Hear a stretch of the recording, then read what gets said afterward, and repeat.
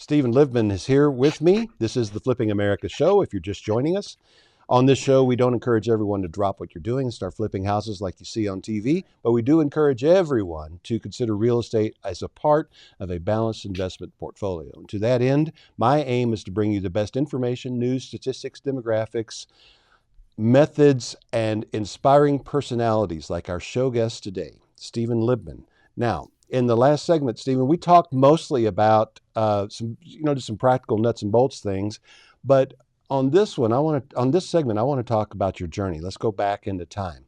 Now, I know that you started as a realtor and then you got into house flipping, and you've alluded to that already. So I'm just going to hush now, and I'm going to ask you one leading question, and then I'm going to hush and let you tell your story. And the question is this, because I know that most people that I interview for this show are not doing what they thought they would do when they grew up. When you were like 10, 12, or whatever, career day at school or whatever, you started thinking about what you wanted to be when you grew up. What was the first thing you wanted to be when you grew up?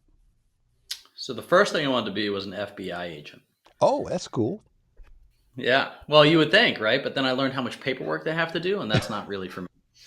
Um, All right. and All then right. it kind of the genesis was FBI agent to attorney to let me just go to school for sociology and learn how people tick, and then I'll figure it out later. And that's exactly what's happened. Oh, all right. And so have you figured out what makes people tick?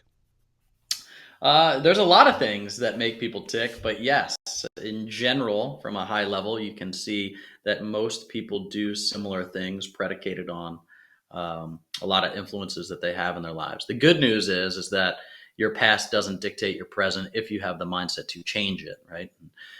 We were Right. mentioning before, we're both people of faith, and the whole idea of becoming a Christian is that you can change your life and that you can grow into somebody else. And that's the good news. The bad news is that if you don't want to do that, you will stay exactly where you're at. So that's kind of the dichotomy of kind of who you are and who you're going to be. And sociology, is a great study of how people interact and why those people either stay stuck or continue to grow on the path of where they're supposed to go.